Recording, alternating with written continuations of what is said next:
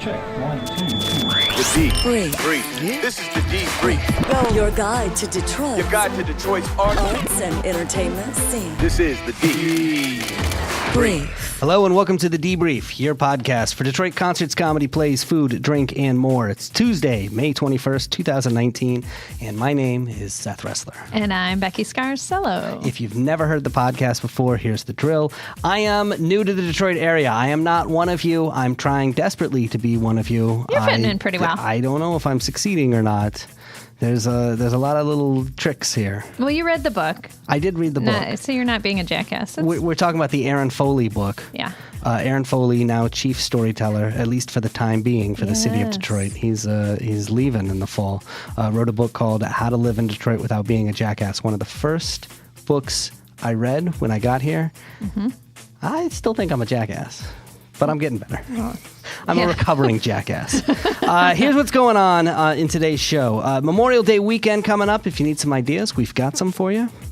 I'm going to tell you what local artists are performing at the Movement Festival.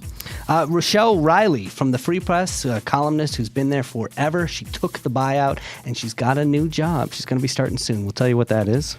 On Friday, you're going to want to tune into our interview with the chefs of Grey Ghost. Ooh, I like that place. Mm-hmm. Yeah, I remember going there early and getting the fried bologna. Yes, they still have it on the menu, yeah. That's the thing they're known for. Hey, look, we talk about a lot on this podcast, and I know it's a lot to keep track of. If you want us to send you links to everything that we talk about, all you have to do is go to our website, thedebriefdetroit.com.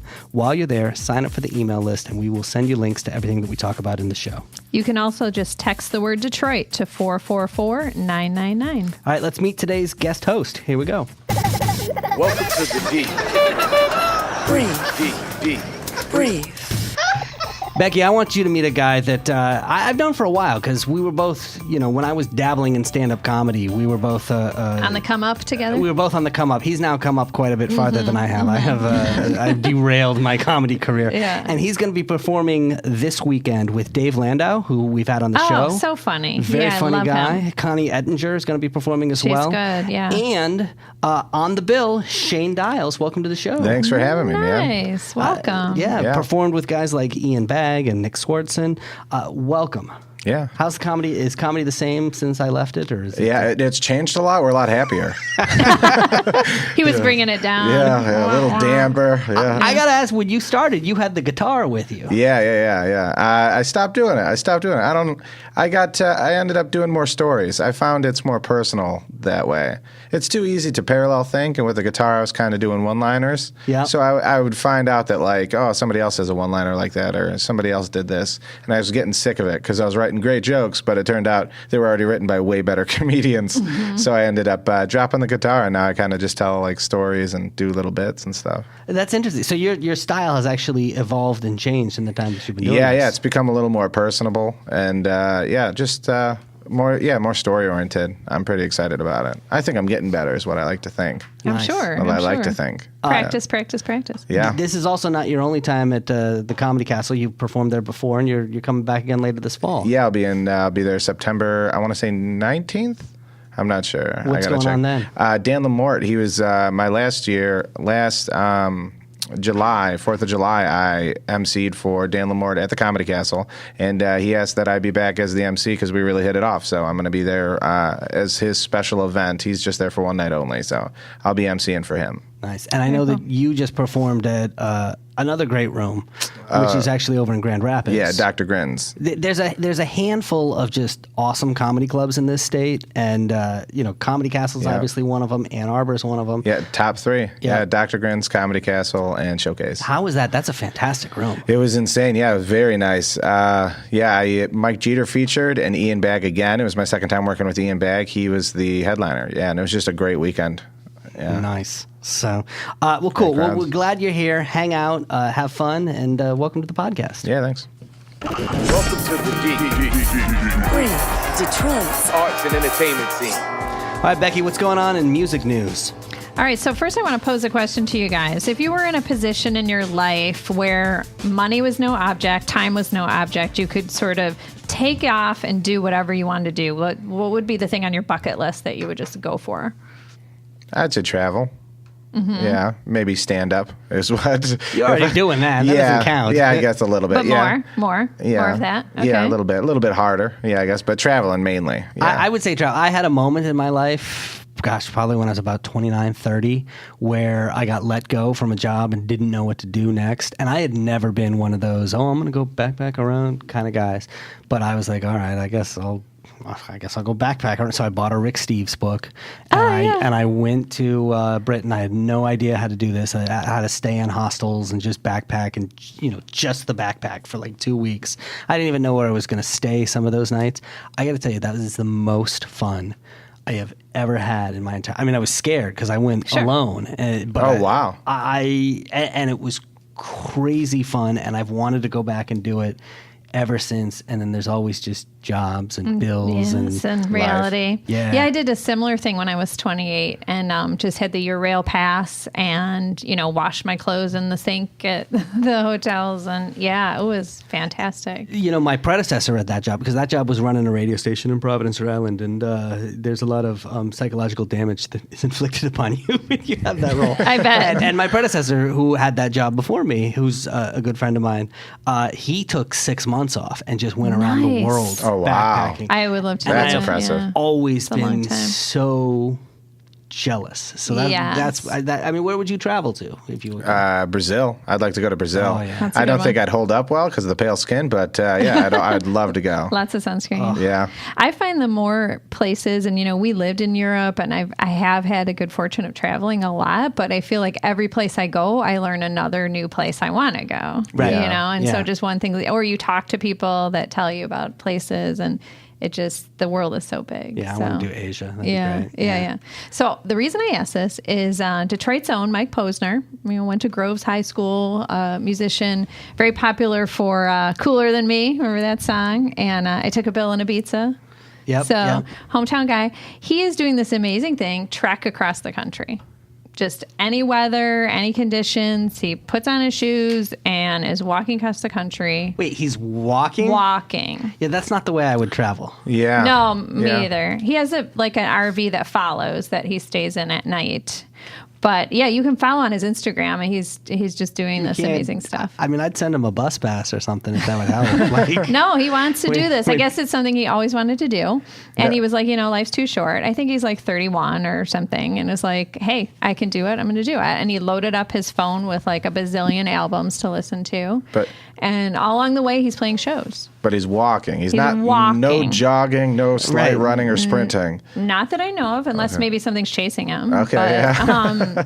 or if it's like really wet and rainy. I don't know. Yeah, so But that's going to take him a while. So I drove across country. I've driven across country a couple times, and it's boring. He said he just was looking forward to like being with the thoughts and listening to all this music. I mean, like, Okay, that's not really what the thoughts of. Yeah. He's listening to music. I don't know. It's both. I don't know. He's a creative I've person. taken 90 from end to end, from Boston all the way out to the West Coast, and you get really excited when it changes from all wheat to all corn. There's so many boring places. So many boring. Yeah. Yeah. And you can't go that far. Yeah. Quickly, I mean. Yeah.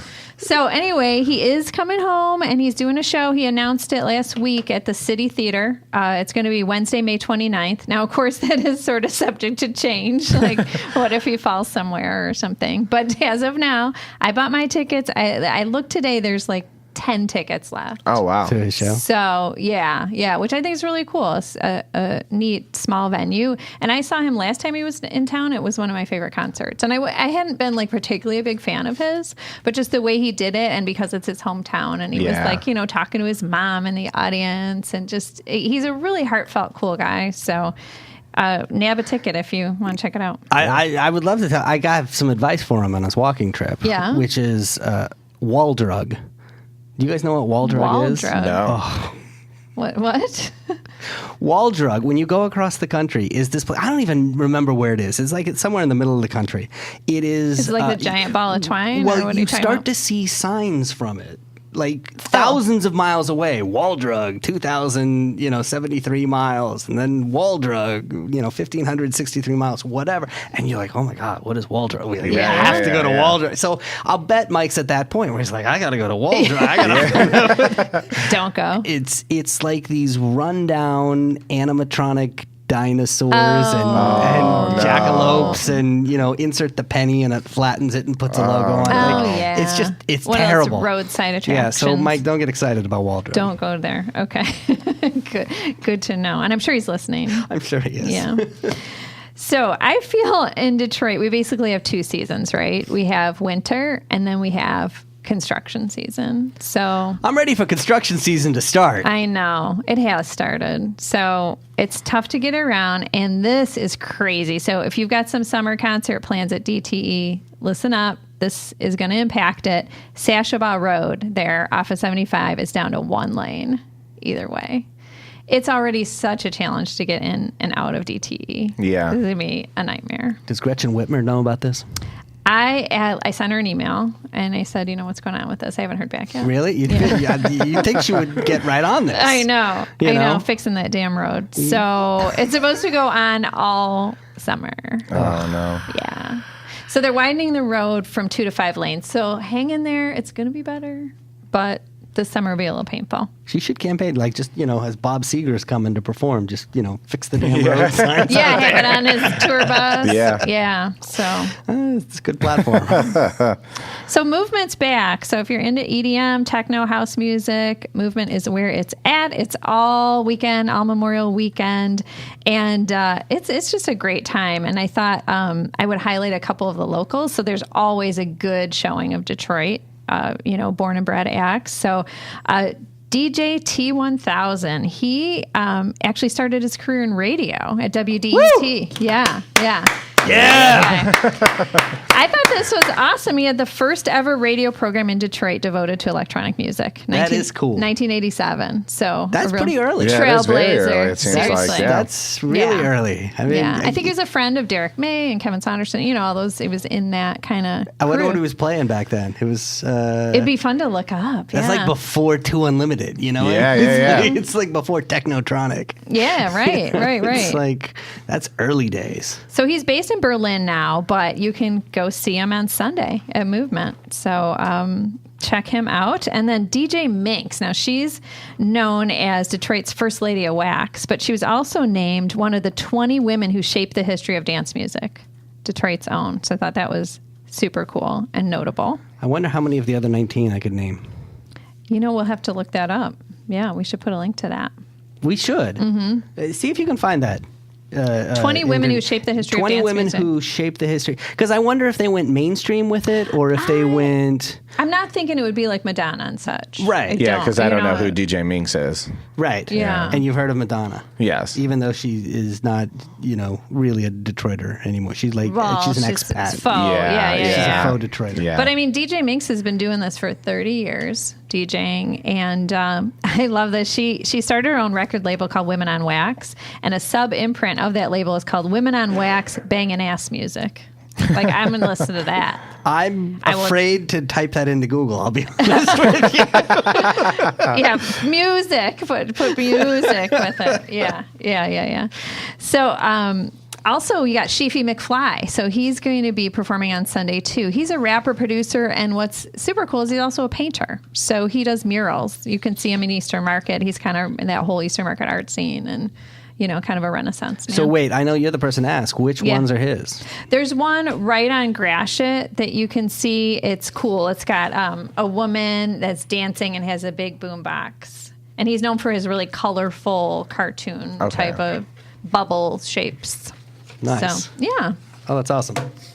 So I wanted to mention our friend Gary Graff is moderating a couple events coming up. This is something I didn't know. So Belkin Productions is the early, before Live Nation bought them out. So what we know as Live Nation started out as a family-owned business, Belkin Productions, and for 30 years was just a key part of the national music scene. And So producing concerts and exactly. things like that. Exactly. Producing for tons of bands. Had a big Detroit presence, too. They did shows at the Silver Dome. I think the very first show at the Silver Dome. The Palace, Joe Louis, Cobo Hall. So Fran Belkin wrote a book called Rock This Town, all about their 30 years of business, all the stories. And they also have this incredible collection of memorabilia that they created, like T-shirts, especially for the bands and different swag kind of stuff. So there's going to be a book signing Wednesday, May 29th at Third Man Records in Cass Corridor, and Thursday, May 30th at Adat Shalom Synagogue in Farmington Hills. And like I said, Gary Graff's going to moderate that. So Gary Graff's the music writer that we have on all the time for on the the Oakland podcast. Press and Okay. Billboard magazine. Yeah. That's kind of cool because it's a perspective that you don't necessarily usually hear. The Yeah, guys who are that producing side. the concerts and event Promoting. production is hard. I mean, that's a Thankless. hard gig. Yeah. So, Be oh, on that's your cool. feet. Yeah. So my concert picks for the week. Wednesday, May 22nd, you can see Jim James. He was the frontman of My Morning Jacket. He's going to be at Royal Oak Music Theater. Thursday, May 23rd, Rodrigo and Gabriella at the Fillmore. Ben Sharkey's at Cliff Bell's. Friday, May 24th, Florence and the Machines at DTE. Allow extra time for your driving. Also on Friday, May 24th, Luis Resto, his studio there in Eastern Market. He has this new series of things he calls the Feeder Loft series. And he's going to have a show there with his brother Mario Resto and Dave Tatro. Also, we got Saturday, May 25th. Wait, stop for a second. Yeah. Tell Shane who Luis Resto is because I don't know if. No, Not I everybody don't. knows. Okay, so one of Eminem's main producers. Oh, okay. And he co-wrote Lose Yourself. Oh, He plays okay. the piano on it. Oh, okay, A great great. musician in his own right. He actually accepted the Oscar from Barbra Streisand for Oh, Lose wow. Yourself. Yeah. He's right here in Eastern Market and an awesome, good guy. Yeah, Yeah, we had him super on the cool. podcast like way early days. Yeah, and I've done a lot of work with him, and he's just a lovely person. Super cool. Yeah. Saturday, May 25th, Some 41s at the Shelter. They're still playing. That dude's still walking. They're still playing. I know, right? It was rough for He a while, probably right? is drinking the It was. no ABV drinks now, hopefully. I hope Yeah. so. Mm-hmm. I don't know if it was the Avril Lavigne breakup or what it was, but Yeah, I think it was losing her to Chad Kroger. Yeah, Is what that's it's- rough. I mean, that's tough. Yeah. That's right. Right. It's not just my girlfriend dumped me. Who'd she dump you for? Oh. Chad Kroger of Nickelback. Yeah. Ouch. That hurts. Sunday, May 26th, India Ari is at the Soundboard. She's great. She has a new album out this year. Tons of movement parties. So I encourage you to look online. Even if you don't pay the money to go to the Movement Festival, there's tons of pre and post and during all around town. It's all about techno this weekend. This is the D. Detroit This is the D. Brave. Shane, we got to take a moment here to plug Michigan Podcast Productions. I know that you have a podcast there as well. You're talking to other comedians all the time, so you know what a great medium this is. Yeah. I mean, this is a fantastic way to connect with people. Life changing. It's life changing. Yeah. So what keeps happening to us is we have had so many people from the Detroit arts and entertainment scene in the seat that you're sitting in right there, who have come on as guests of the show, and they always walk away having fun with it. And what is it that they always say to us? They're like, I wonder if I should do a podcast, or people have told me I'd be good on a podcast, or and yeah. should they do a podcast? Should they? Yeah. Yeah, absolutely. Yes, it's fantastic. It's a great medium, and particularly I think for artists or entertainers or people who have Fan fans. base. But you don't necessarily see those fans all the time because maybe they come see you perform every couple of months. Yeah, you know? And so this is a way to stay top of mind and stay connected with them. So we launched a company. It's called Michigan Podcast Productions. The entire idea is that if you are in the Detroit arts and entertainment scene and you want to launch a podcast, we will help you. We will take care of it, help you come up with the show, take care of all the technical stuff, get you into iTunes and Spotify and all the places you want your podcast to be. Basically, we've done a lot of the hard work, learned a lot of the Yes. tricks. Let us help. Yeah, and so we'll make it real easy for you so you can just focus on creating the show. If you want details, go to the website, MichiganPodcastProductions.com. I would like to say to the people of Detroit, I can feel the difference. Come down to Detroit. The Detroit Institute of Arts, The Detroit Zoo, Michigan Science Center, Detroit Cocktail Classic, the Arab American National the Museum, Little Caesars Arena, the Henry Ford, Eastern Market, the Cure the Wine. Detroit Derby Girls. Motor City Brew Tours. I think everybody can feel it's a it. comeback story that everybody's been rooting for. Detroit is moving. And you're listening to The Debrief. And you are listening to The Debrief. The debrief. Debrief. The Debrief. All right, Becky, any stories catch your eye this week? Of course. So this is about something that might scare a lot of people, but I find it super exciting, actually, changing careers, particularly, later in the game. Have you done? Is that something you've done before? Oh, yeah. I've changed careers many times. Most notably, so I have an economics degree, and I started in banking, which is really crazy to me now. You know math? I do. I'm good at the math. I am actually good at the math. But, so I did a pretty courageous thing in my early 20s. Everything I had studied for, what I'd interned for, what I thought was going to be really cool with the suits and the Coach briefcase, I hated, and I just went in and quit one day and had no idea what I was going to do. And I think I just get bored. There's so many things I'm interested in, and when you can create different avenues to put your passion into what you're working on, I think that's awesome. But I also think that when you're a little bit older, that can be really scary if you're giving up security or all you know. So how do you guys feel about that? I like the idea. When you get older, it's a little scary, but I just switched from fields. Like I used to sell industrial pipe and fittings, and now I've gotten into technology. Oh, wow. Yeah, it was a radical change for me. Yeah. Well, in comedy, you're looking to actually do that full-time, turn that right? full-time. Oh, yeah, that would be the dream, yeah. But that just seems like, that's just fun to me. Like, I'm not scared of that at all. That would just be the goal.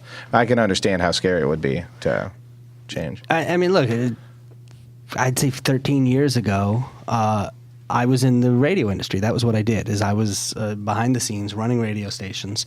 And I knew then that sooner or later this industry was going to have problems and that I was probably going to have to make a career change at some point. And so I found myself out of work, which happens quite frequently in radio. And I said, all right, let's make the career switch. It was... Good for you. No, it was painful. I mean, I went into online marketing. This is you couldn't quite figure your next move. Yeah, right. Everybody was a social media guru. You just put that on your resume. You didn't actually know how to do anything. Right. I went through job after job after job, lasting less than a year, and it was, it was I had difficult. a little bit of that too. Yeah, a little bit of that too. Because you're trying to find your next thing and what fits and where you can actually make a living and also grow. Grow. Yeah, I have challenges. And now it all worked out, thankfully, because, by day I consult radio stations and I learned a lot about podcasting and all these other things that I now do that are, sort of tools of the trade that I picked up along the way, and I never would have picked them up if I had stayed in my original career. But yeah, it was rough there for a period. Yeah. So I bring this up. You're probably asking, why are we talking about this? Rochelle Riley just is becoming Detroit's Director of Arts and Culture. So Rochelle, of course, is longtime columnist at the Freep Press. Game changer. I mean, she wrote about a lot of tough issues. She's an African-American woman. She's in the Journalism Hall of Fame. She's won tons of awards, and she, top of her game, right? I mean, just revered, hard-hitting pieces, and getting things done, too. Not just having things in the paper, but things that would actually lead to action, change in laws, change in advocacy, those kind of things. She decided to leave it behind. So she took a buyout, newspaper, talk about an industry that's changing and dying in different ways and, cutting back. And so she volunteered to take a buyout and said, well, I'll do something else. That must be a tough decision, too. I mean, I was looking at radio when I was still fairly young. Right. And I knowing that I would meet, but I remember looking around and seeing record label reps that I knew, some of whom were, later in their career, probably just a few years from retirement, and were getting replaced by 20-year-olds who were half the cost, not as good, didn't have the experience, obviously, but sometimes it's just about accounting. Yeah. So I think that's a hard decision to make. I know. And she another awesome thing about Rochelle Riley is that she's been a mentor to so many other young journalists. And I think part of it was she looked at I can leave and two other young people could stay kind of thing. Right. Where if I stay, I know people are going to lose their jobs that are in their 20s and 30s that are our future. And I think she's around 60 now. So it was a big to-do when she left, and people were really going to miss her voice and, her contribution. And it was a few months before it was announced her next step. So this is what it's going to be, Detroit's Director of Arts and Culture, and there's never been one before. You've never had, really? No. That's saying something. Newly created position. Wow. And the mayor is like, she's perfect for it with building relationships. And so it's basically her job is going to be to promote, develop arts and culture, advocate for it, be supportive of the city's creative people. Launch podcasts? She is launching a podcast. Yes, she's doing a whole new podcast about people changing careers. Oh, there you go. There you Yeah. go, full circle. Right. So Oh, that's maybe cool. our stories she'll have us on. Well, she's not the only journalist we know who's changed careers. I mean, we had Carmen Harlan on. Yes, right? doing the clothing and line. she's now doing the clothing Yeah, lines. So later in life. Yeah. Also, not the only journalist we know working over for the city, the mayor's office. Oh, Aaron Foley transitioned from journalism to chief storyteller, another position that they created, that they didn't have before. Yeah, it's really interesting. So, yeah. Cool. This is the D. Detroit. Brief. Let's talk about some of the things that are happening around town. Let's talk about some of the things that are happening around the country, because I'm not going to lie to you. Yeah. I get worried. You turn on the news, it's very You can't even, political partisan divide. Big time. Is really serious. I am curious on a scale of 1 to Gettysburg. Where it's a serious question though. Civil War. Is that something that you guys ever worry about? Like, where do you think we are on a 1 to 10 scale? Towards that extreme divisiveness? Yeah. Yeah. I mean, pretty high. I'd say 6.5. Yeah, 7. Yeah. Yeah. Above 5. Yeah. I mean, because there is stuff happening. There is challenges to our democratic institutions and things like that. Absolutely. So I do worry about these things, and I feel like never before in my lifetime have I worried about these things seriously. And they're... I feel you. Yeah. And just things that you didn't realize how vastly different people can think from each other. Yeah. Yeah. So I bring it up because I think it's really important for people to understand history, to know history, to not repeat history. And there's an opportunity to do that this Memorial Day weekend. This is something that happens every year over at Greenfield Village, next to the Henry Ford Museum there, which is the Civil War Remembrance. And so you actually get to see people who are acting out what it was all about. Because I feel like sometimes the language gets very heated, in part because a lot of us, especially when we're just sitting behind our keyboards on the computer, anonymous. We start ratcheting up the language and the intensity, and a lot of us, frankly, don't really remember. I mean, I guess I lived through the Gulf Wars, but it didn't affect me, It seemed much. It was very remote. And I realize that there's some people that it's less remote for than others. Yeah, my cousin flew warthogs and that, and we were following it in a different way, but but it's not like I don't remember Vietnam. I certainly don't remember World War II or World War I, or anything like that. So it's easy to feel removed from all that. So I think it's important to go to things like this, the Civil War Remembrance, where they're going to have all kinds of things, including historian-led talks. They're going to be military and civilian camps out there. There's going to be military tactical demonstrations, which I think that's kind of interesting. Yeah, it sounds sweet, Yeah. This is a very cool Greenfield Village is one of my favorite places anyway, but I know like when my sons were younger and really obsessed with like toy soldiers and playing all that stuff, it was like, it's really cool to see it in live action. Yeah. So anyway, that's going on this weekend. Other things as well. New study just came out. How much money do you think the Detroit Zoo, brought into the Metro Detroit economy last year? I mean, it's got to be a lot of money. I mean, I live right by the zoo. It's always packed. I think it's one of the top attractions in the state for sure. Take a guess. Pick a number. I don't know. I'm so bad at this. I'd say $3 million. $3 million? Yeah. What do you think? Economic impact. So that's like everything that goes along with it, not just what. Oh. Yeah. 5 or 6 million. You wanna go up? Change Oh, it up. More? Go up? Okay. 22. 167 No! million. Oh my God. What? Annually, the net What is average that of all include? 175 million. Over the last 5 years, there have been nearly 7.5 million visitors They 5 actually hit the years. record, 1.7 million in 2016. That was when they opened the Penguin exhibit. Oh, sure. That is unbelievable. And almost half those people are from out of state. That's true. Right, Yeah. so there's 2,000 jobs, part-time and full-time, and all sorts of things going on there. So yeah, it has a huge. Oh my They're God. coming, from out of state to see our zoo. Yeah, That's crazy. It is award-winning. This is a amazing good zoo. zoo. Yeah, it's really You've seen good. those penguins? You've seen Netflix? The documentaries, the Blue Planet, all of that. Well, man. yeah, but that's not at a but zoo. come on, you're not a zoo fan? I'm not a zoo fan. No, I'm not. I can't stand it. What? What is wrong with you? I feel like it's always hot. I do. No matter what weather it is, I feel like it's always hot. It's always smelly. I can't stand. The animals aren't doing Okay, anything. that's just not true. The zoo that's is just- not always hot. That's just it's outdoors. not in like a biosphere. It's not. It has the same weather as every other. Yeah, I don't know. I'm not. I'd rather look at a zoo book than see the zoo. I guess I don't know. Wow. You can see the muscles of the animals. You can do the cool flip pages. But yeah.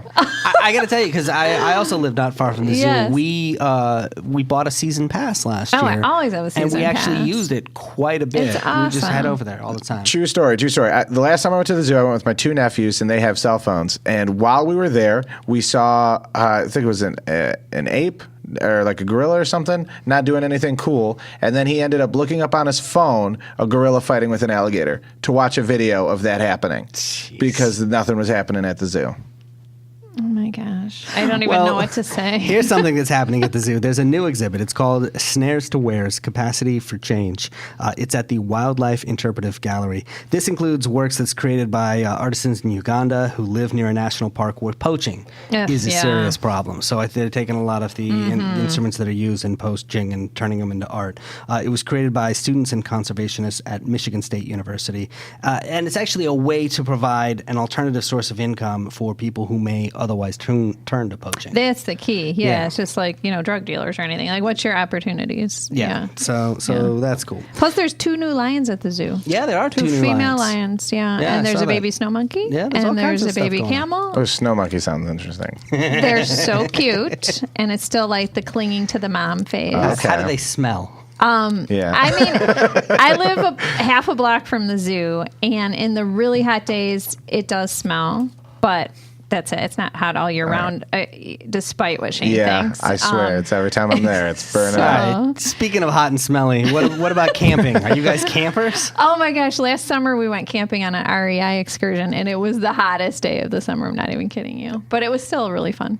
So Yeah. you're a camper. I like camping. I like camping. Big fan. Where do you go? Rifle River, I've been there a bunch, and then Higgins Lake. So I don't know. About that. I don't know where that is. I haven't been. Where is that? I don't. GPS tells me where Oh, it okay. is. I'm not sure where it is. Show them on the mitten. Yeah, it's probably like So right you're here. roughing it, is what you're saying. Yeah, Right. yeah. It just takes me there. I go glamping pretty much for the most part. I got a nice cot that I put in my tent. Oh, come on. yeah, Really? yeah, really. That's really. actually really nice because we usually do the air mattress, and inevitably you wake up and the air is just So gone. last year we went. We go to Sleeping Bear Dunes every fall, and last year we went, and our air mattress had a hole in it. No, I think we forgot it. Slowly. And then we had Oh, to you did. drive an hour to the nearest store that sold camping gear.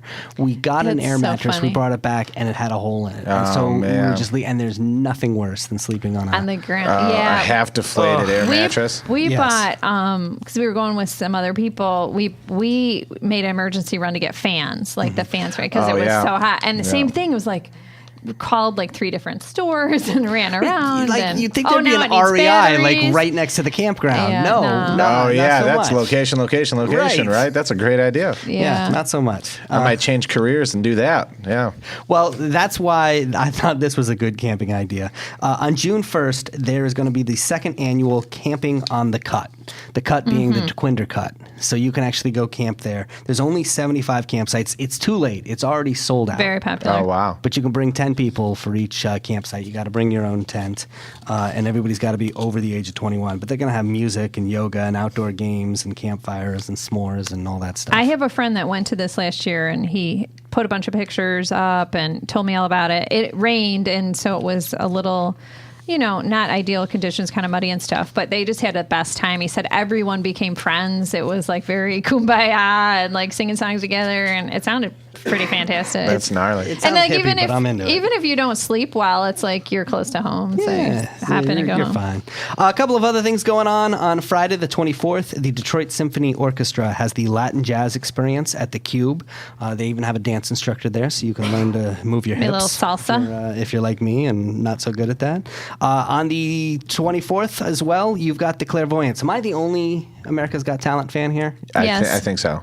Yes. I'm excited for the summer season to start up. Okay, good. I'm happy for you. I'm glad you have something. I don't really watch TV in the summer. Well, anyway, one of the 2016 finalists was on America's Got Talent. That's the Clairvoyants, and they're going to be at Caesars Windsor. They like read people's minds. You know, they're like one of those. That is cool. Oh, that's cool. It's a cool We act. did that That's in very Vegas. cool. I thought it was a with dance us. group. Yeah. No, there is a new exhibit at the Detroit Historical Museum, and it's focused around the Corktown neighborhood, looking at 150 years of history. This, I really want to go check that out. Good. Yeah. That's one of the places we give tours where people are just blown away because Corktown is the oldest neighborhood in Detroit and has maintained its population, which is very rare for any neighborhood in Detroit, and has always been the most diverse as well. So. Oh, wow, yeah. Cool. Yeah, I would check that out. And finally, the Detroit Women of Comedy Festival is happening at Planet Ann all weekend. And this is all kinds of things related to comedy. It is stand-up. It is improv. There are classes. They're doing podcast recordings. All the details are on the Planet Ant website, so go check it out. This is the D. Detroit.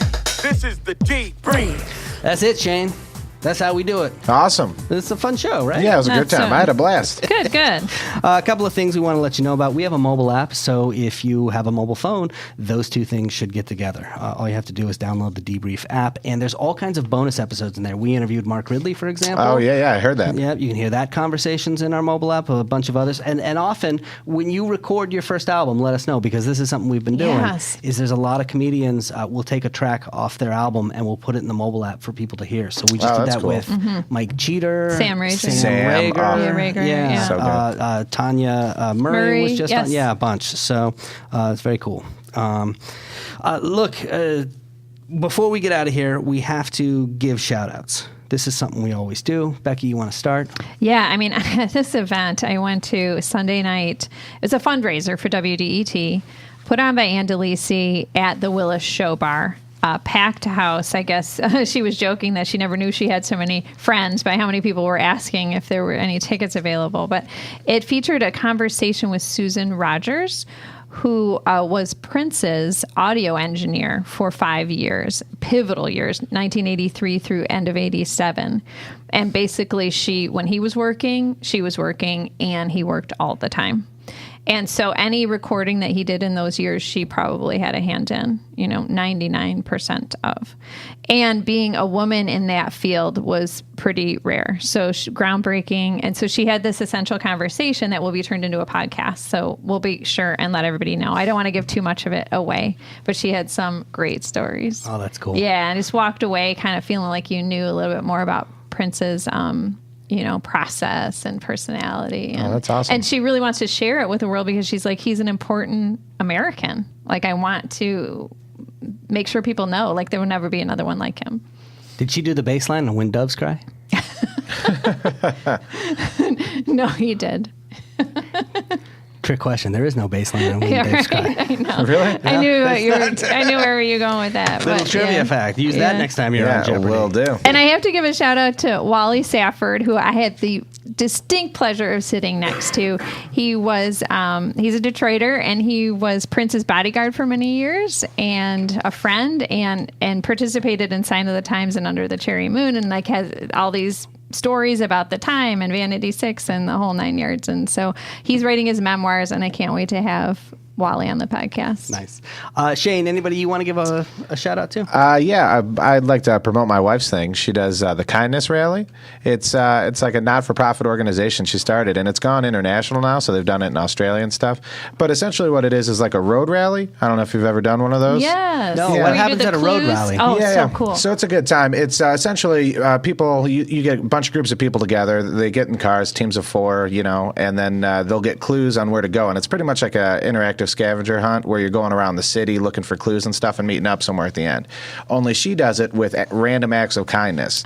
So she has a lot of people sign up and all over the state, and then she's had multiple states sign up. Colorado's done it all over the place, and it's just random acts of kindness. So they compete to do the most random acts of kindness. So they'll do anything from like carrying somebody's groceries to their car for them, or my favorite one is they'll put quarters in the little candy machines and just leave them there for kids to grab when they walk by.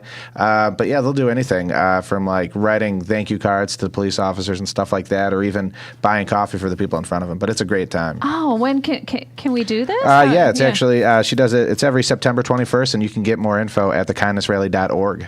Oh, I'm totally looking that up. Cool. Oh, that's awesome.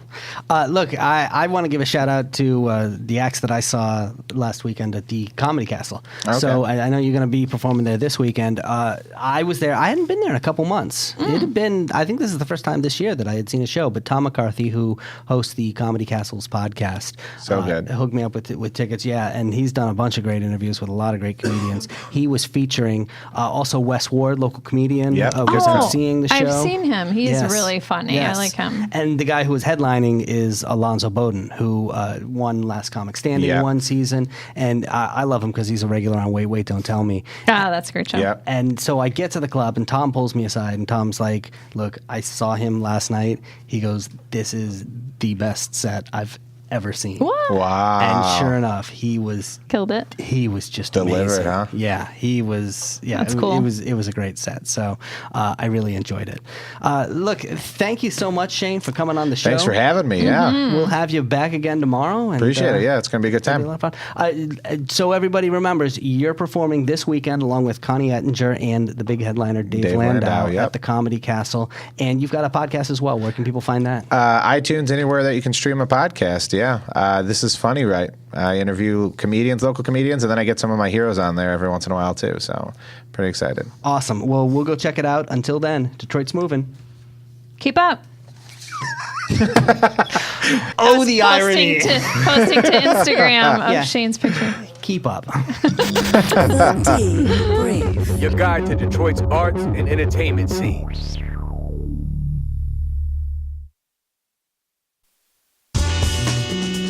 Hi, Craig Foley here. If you're listening to the Debrief podcast, well, I've got two things to say to you. One, you have impeccable taste.